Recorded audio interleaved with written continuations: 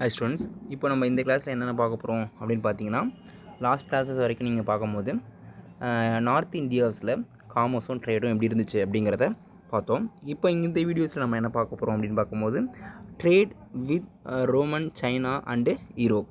இப்போது யூரோப்பில், ரோமில், சைனாவில் இங்கெல்லாம் வந்து ட்ரேட் எப்படி இருந்துச்சு அப்படிங்கிறத நம்ம பார்க்க போகிறோம்.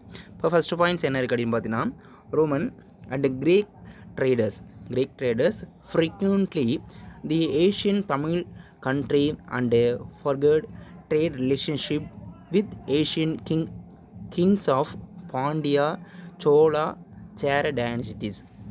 அப்போது இந்த 3 அரசுகள் இருந்துச்சுப்பா நம்ம தமிழ்நாட்டில். அந்த ஏஷியன் தமிழில், பழைய தமிழ்நாட்டில் பார்த்தீங்கன்னா எப்படி இருந்துச்சுன்னா 3 விதமான அரசு இருந்துச்சு. நமக்கே தெரியும், பாண்டிய, சோழ, சேர அப்படிங்கிற டைனசிட்டிஸ் கிங்டமாக இருந்துச்சு. இப்போது ரோமுக்கும் கிரீக்குக்கும் ஃப்ரீக்வெண்ட்டாக அந்த ட்ரேடர்ஸ் அப்படிங்கிறது நடந்துக்கிட்டு தான் இருந்துச்சு. அப்போது இந்த 3 பேருமே 3 ரிலேஷன்ஸ் எப்படி இருந்துச்சுன்னா, கிங்ஸ் ஆஃப் பாண்டிய, சோழ, சேர டைனசிட்டிக்ஸில் எப்படி இருந்துச்சு அப்படின்னு பார்ப்போம்.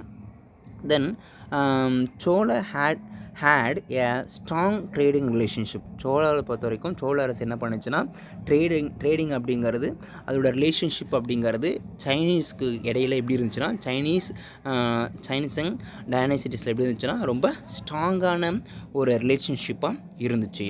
ஃபர்ஸ்ட் ஆஃப் ஆல் யார் தான் வந்து சைனீஸ் கூடயே வந்து ட்ரேடிங்ஸ் ஃபஸ்ட் கொண்டு போனாங்க அப்படின்னு பார்த்தீங்கன்னா, சோழ அரசு தான். மொத்தம் 3 விதமான அரசு இருக்குது அப்படிங்கிறது நமக்கே தெரியும். பாண்டிய, சோழ, சேர டைனசிட்டிஸ் தான் நம்ம பார்க்குறோம். அப்போ சோழ டைனசிட்டிஸ் மட்டும் தான் என்ன பண்ணியிருக்கு அப்படின்னு பார்த்தீங்கன்னா, தென் சைனீஸ் கூட ஒரு ஸ்ட்ராங் ரிலேஷன்ஷிப்பை ட்ரேடிங்கில் ஃபர்ஸ்ட் ஆஃப் ஆல் கொண்டுட்டு போயிருக்கு. The Cholas conquered the Sri Vijayanagara empire of Indochina and Malaysia to secure a sea trading route to China. அப்போ என்ன பண்ணுச்சுன்னா, சோழ அரசு வந்து விஜய எம்பையர் அந்த அரசை என்ன பண்ணிடுச்சுன்னா தோக்கடிச்சு வெற்றி பெற்றுட்டு, இது சோழ அரசு வெற்றி பெற்று அப்போது இந்தோசினியாவுக்கும் மலேசியாவுக்கும் இடையில் இருக்கக்கூடிய அந்த சீ ரூட்டை என்ன பண்ணிடுச்சு, கிளியர் பண்ணி சைனா கூட ரொம்ப வியாபாரம் அப்படிங்கிறது, ரொம்ப ட்ரேடிங் அப்படிங்கிறது ரொம்ப செக்யூராக போய்கிட்டு இருந்துச்சு. தென் டியூரிங் தி 16th அண்டு 18th century அப்போ நம்ம என்ன பார்த்துருக்கோம் அப்படின்னா, லாஸ்ட் இந்தியாஸுடைய நார்த் இந்தியாஸில் எப்படி இது வரைக்கும் பார்த்துருக்கோம் அப்படின்னு பார்க்கும்போது கிட்டத்தட்ட 12th to 16th century வரைக்கும் நம்ம பார்த்துருக்கோம். 12ஆம், 13ஆம், 14ஆம், 15ஆம், 16ஆம் நூற்றாண்டு வரைக்கும் நார்த் இந்தியாஸில் எப்படி இருந்துச்சுன்னு பார்த்தோம். இப்போது இந்த யூரோப் ட்ரேட் எப்படிலாம் இருக்குது அப்படிங்கிறத வந்து 16th and 18th centuryயில் நம்ம பார்க்க போகிறோம். India's overseas trade expand due to trading with European companies.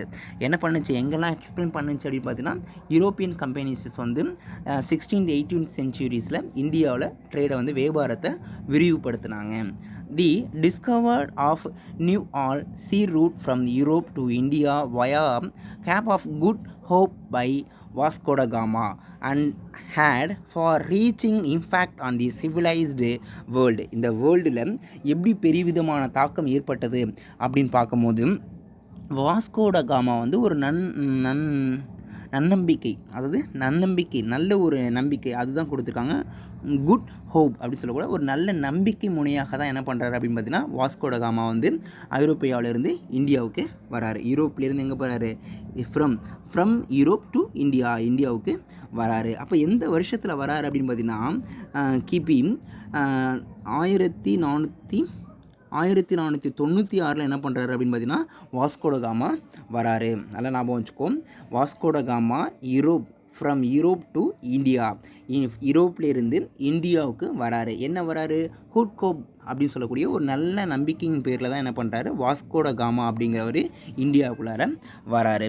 அவர் வந்ததுக்கப்புறம் எப்படி வந்து இம்பாக்ட் ஆகுது அப்படிங்கிறத நம்ம பார்ப்போம், சரிங்களா. அப்போ என்ன ஆகுது, ரொம்ப ரீச்சிங் இம்பேக்ட், ரொம்ப தாக்கங்கள் ஏற்படுது அப்படின்னு சொல்கிறாங்க. என்ன மாதிரியெல்லாம் வருது அப்படிங்கிறதுல நம்ம கொஞ்சமாக பார்ப்போம். எதே வந்துச்சு அப்படின்னு பார்த்திங்கன்னா, தென் இந்த உலகத்தில் வந்து ரொம்ப எப்படி இம்பாக்ட் ஆகுது, சிவிலைஸ்டுன்னு சொன்னால் நாகரீகமாக, கடல் வழி வாணிபத்தை வந்து அவர் தான் கண்டுபிடிக்கிறார். யார் கண்டுபிடிக்கிறாரு அப்படின்னு பார்த்தீங்கன்னா, சீ ரூட்ஸ் அப்படின்னு ஃபஸ்ட்லேயே கொடுத்துட்டாங்க. என்ன பண்ணுறது, அவருடைய தாக்கமானது என்ன இருக்குது, சீ ரூட் ஃப்ரம் யூரோப்புக்கும் இந்தியாவுக்குள்ள சீ ரூட்ஸை வந்து வாஸ்கோட காமா தான் என்ன பண்ணுறாருன்னா கண்டுபிடிக்கிறாரு. அவர் கொண்டுட்டு வரதுனால அதனுடைய உலகத்திலே ரொம்ப வேர்ல்டுலேயே வந்து ஒரு இம்பாக்ட் ஏற்படுது அப்படிங்கிறத சொல்லியிருக்காங்க. நீ தெரிஞ்சிக்க வேண்டியது, வாஸ்கோட காமா யூரோப்லேருந்து இந்தியா வராரு. இப்போ என்ன விதமான இம்பாக்ட் பண்ணுறாருன்னா சீ ரூட்டை கண்டுபிடிக்கிறாரு. தென் எந்த வருஷத்தில் வராரு அப்படின்னு பார்த்தீங்கன்னா 1496 கிபி அப்படின்னு சொல்லக்கூடிய வருஷத்தில் என்ன பண்ணுறாருன்னா இந்த வாஸ்கோட காமா இந்தியாவுக்குள்ளார வராரு. அவர் ஒரு நல்ல நம்பிக்கையின் பேரில் தான் அவர் வந்து இந்தியாவுக்குள்ளார வராரு, அதை தெரிஞ்சுக்கோ. தென் அதுக்கப்புறம் என்ன பண்ணுறோன்னா, அதுக்கப்புறம் அரைவல் ஆஃப் போர்ச்சுகீசஸ் என்ன பண்ணுறாங்கன்னா இந்தியாவுக்குள்ளே வராங்க. அவங்கள ஃபாலோ பண்ணி யாரெல்லாம் வராங்கன்னா இந்த யூரோப்பியன் கம்பெனிஸும் வருது. ஃபர்ஸ்ட் ஆஃப் ஆல் யார் வர்றது, அரைவல் போர்ச்சுகீஸ் வராங்க. அவங்கள ஃபாலோ பண்ணி இந்தியாவுக்குள்ளார இந்த யூரோப்பியன் கம்யூனிட்டிஸும் உள்ளே வந்துடுறாங்க. இப்போது India maritime trade was a monopolised one over Europeans at one stage the global trade shares. எப்படிலாம் வந்து குளோபல், அதாவது மோனோப்ளைஸ்டு இந்தியாவுக்குள்ளார வந்துட்டாங்க. எந்த மாதிரியான முழு ஆதிக்கத்தையுமே கொண்டுட்டு வராங்க. இந்தியாவுக்குள்ளார மேரிடைம்ஸ் அந்த கடல் வழியான ட்ரேடை வந்து முழு ஆதிக்கமாகவே கொண்டுட்டு வராங்க. அப்போ குளோபல் லெவலில் ட்ரேடு இந்த 17th சென்ச்சுரியில் இந்த குளோபல் லெவல் ட்ரேடு எப்படி இருந்துச்சுன்னா என்ன பர்சன்டேஜ் இருந்துச்சு இந்தியா அப்படின்னு பார்க்கும்போது 55% இருக்குது. நோட் த பாயிண்ட், குளோபல் ட்ரேடில் 17th சென்ச்சுரியில் 55% இந்தியா இருக்குது. தென் ஜஸ்ட் இப்போ எப்படி இருக்குது அப்படின்னு பார்த்தீங்கன்னா இந்த 21st சென்ச்சுரியில் இந்தியா வந்து 2% தான் இருக்குது. 2வது இடத்துக்கு கிட்டத்தட்ட வந்து 55% வந்து இந்தியா கிட்ட இருந்துச்சு. இப்போ ஜஸ்ட்டில் பார்க்கும்போது எவ்வளோ இருக்குன்னா வெறுமனே 2% மட்டும்தான் இருக்குது இந்த 21வது சென்ச்சுரியில். The Europeans merchants who come to India were not only individual merchants but also represent their respective government. எப்படி வரல அப்படின்னு பார்த்தீங்கன்னா தனித்தனியாலாம், அதாவது என்ன சொல்கிறாங்க, தென் இந்தியாஸ் வேறு யூரோப்பியன்ஸும் யூரோப்பியனுடைய வியாபாரிகள் என்ன பண்ணுறாங்க இந்தியாவுக்குள்ளார வராங்க. நாட் ஓன்லி இண்டிவிஜுவல் மெர்ஜன்ட்ஸு தனியாலாம் வரல. அப்போ நிறைய பேர் என்ன பண்ணுறாங்கன்னா உள்ளே வராங்க. சரிங்களா? அப்போது கொஞ்சம் கொஞ்சமாக என்ன ஆகிக்கிட்டே இருக்குது அப்படின்னு சொன்னிங்கன்னா அடுத்தடுத்த அரசுகள் என்ன பண்ணிக்கிட்டே இருக்காங்கன்னா அவங்க வந்து கொஞ்சம் கொஞ்சமாக அழிச்சுக்கிட்டே இருக்காங்க. பார்ப்போம். In courses the gained a strong foothold in India maritime trade by virtues of their strong naval powers. என்ன மாதிரி நடக்குது அப்படின்னு பார்த்தீங்கன்னா ரொம்ப கலாடியாஸாக இந்தியாஸ் மெரைன் ஸ்டேட்ஸ் வந்து எப்படி இருக்குன்னா வெர்ச்சூஸ் அப்படின்னு சொல்லக்கூடிய நல்ல ஒரு குணங்களை கொண்டு தான் நல்ல ஒரு நேவல் பவர்ஸாக கொண்டுட்டு போகிறாங்க. சரிங்களா? Then in courses of time their commercial moves என்ன டைம்ஸ்க்காக கொண்டுட்டு போகிறாங்க அப்படின்னு பார்த்தீங்கன்னா வியாபார ரீதியாக தான் என்ன பண்ணுறாங்கன்னா இதோட கொண்டுட்டு போகிறாங்க. அப்போது டெரிட்டோரியல் ஆம்பிஷன்ஸ் அவங்களுடைய நோக்கங்களானது எப்படி இருக்குன்னா நல்ல விதமாக நம்ம கமர்ஷியஸை கொண்டுட்டு போகணும், பிஸ்னஸாக ரன் பண்ணணும் அப்படிங்கிறது. அப்போது companies which become the British empire here என்னவாயிடுது அப்படின்னு பார்த்தீங்கன்னா இந்தியாஸ் ஈஸ்ட் சைடில் பார்க்கும்போது பிரிட்டிஷர்ஸ் ஒட்டுமொத்தமாக வந்து யாருக்கிட்ட வந்தது அப்படின்னு பார்த்தீங்கன்னா பிரிட்டிஷ் அரசு என்ன ஆகிடுது இந்த வந்து இங்கிலாந்து, அதாவது என்ன கம்பெனிஸஸ் பார்த்தோம், ஃபர்ஸ்ட் ஆஃப் ஆல் யூரோப்பியன்ஸ் கம்பெனிஸஸ் வந்து என்ன ஆகிடுது அப்படின்னு பார்த்தீங்கன்னா பிரிட்டிஷ் எம்பையராக பிகாம்ஸ் ஆகிடுது. சரிங்களா? மாறிடுது ஃபுல்லாகவே. தென் என்னெல்லாம் அடுத்து வருது பண்ணால் next பேராகிராஃபில் textiles and shipbuilding earned name and form in the 17th 18th centuries. என்ன பண்ணுறாங்க, டெக்ஸ்டைல்ஸாக இருக்கட்டும், போட்டை நம்ம பில்ட் பண்ணுறதா இருக்கட்டும், இது எல்லாமே வந்து 18ஆம் நூற்றாண்டுகளில் இந்த பிரிட்டிஷர்ஸ் என்ன பண்ணுறதுனா கிராஜுவலாக கொண்டுட்டு போகிறாங்க.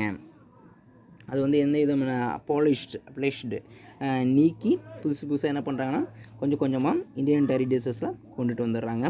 Then the demand for Indian goods declined during the British rules.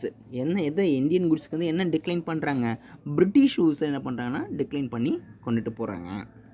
Then Britishers but in place polities prescriptions the export of some of the popular goods like Indian textile goods என்ன பண்ணுறாங்க அப்படின்னு பார்த்தீங்கன்னா export பண்ணுறாங்க. அதாவது என்னெல்லாம் வந்து தடை பண்ணுறாங்க இந்த பிரிட்டிஷர்ஸஸ் பார்க்கும்போது இந்தியாவில் எக்ஸ்போர்ட் பண்ணக்கூடிய இந்தியன் டெக்ஸ்டைல்ஸ் குட்ஸையும் ஹேண்ட் கிராஃப்டையும் என்ன பண்ணுறாங்க அப்படின்னு பார்த்தீங்கன்னா இந்த பிரிட்டிஷர்ஸ் அரசு என்ன பண்ணுது அப்படின்னு பார்த்தீங்கன்னா ப்ரோஹிபிட்டிங்ஸ்ன்னு சொல்லக்கூடிய அந்த பொருள்கள்லாம் என்ன பண்ணுறாங்கன்னா தடை பண்ணுறாங்க அப்படிங்கிறது யார் கிரேட் பிரிட்டன்ஸ் செய்யக்கூடிய வேலைகள்.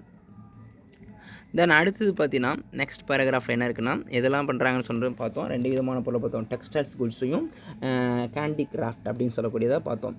தென் between early 1600 and main 19th century 19th centuries என்ன ஏற்படுது அப்படின்னு பார்க்கும்போது British East India companies lead establishment and expansions of foreign trade all over Asia கண்ட்ரிலேயே பிரிட்டிஷ் என்ன பண்ணுது ஈஸ்ட் கம்பெனிஸ் ஃபுல்லாகவே எஸ்டாப்ளிஷ் பண்ண ஆரம்பிச்சிருது. எப்போது 19th centuryயில்.